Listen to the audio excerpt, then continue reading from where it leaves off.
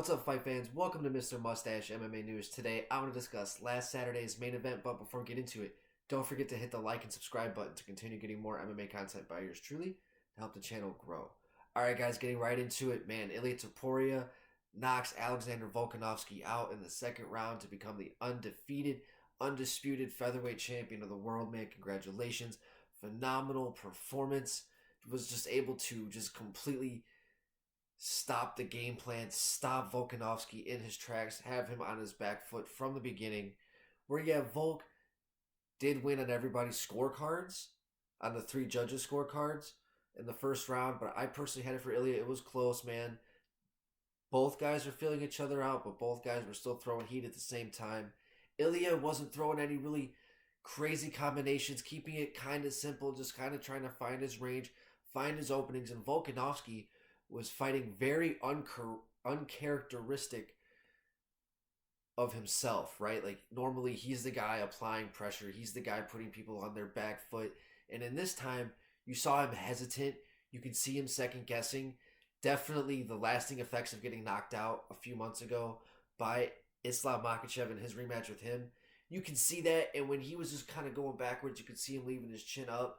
He was definitely trying to play the matador against the matador, and it just did not work out for him. And he just wasn't fighting as himself, as to where Topuria was just able to just keep him on his back foot that whole time, cut him off, and it was beautiful because you just see him just like stalk him like he was prey the entire time. And once he was just able to find the kill shot, boom, that was it.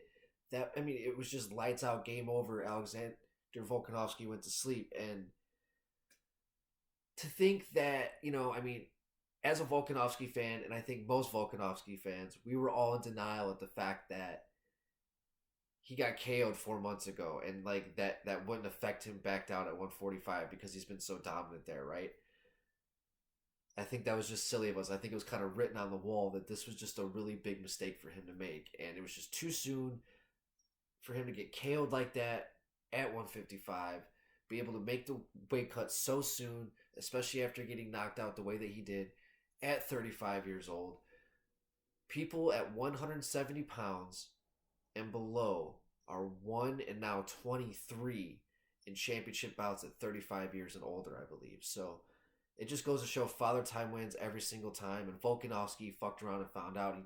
He played with the fire a little too much, and the new guard's coming up, man. And Topuria, he's a killer. He's a savage. He's got next level hands, next level power. His confidence is through the roof. He's good everywhere. I'd like to see a rematch, but I'd also like to see Volkanovski take some time off. So, hypothetically, if Volk takes some time off and Ilia decides to defend his belt before the rematch, people are talking about O'Malley. You also have the Rodriguez and Ortega fight coming up here this Saturday. So we could get the winner of that, depending on what type of performance that Yair or Brian Ortega puts on this Saturday. Sorry, I brain farted there for a second. The Sean O'Malley fight is very interesting. I know a lot of people are hating on that, but I personally think that's an interesting fight. It's a dangerous fight for O'Malley, and I also like the fact that he's aware of that. He's calling that fight out.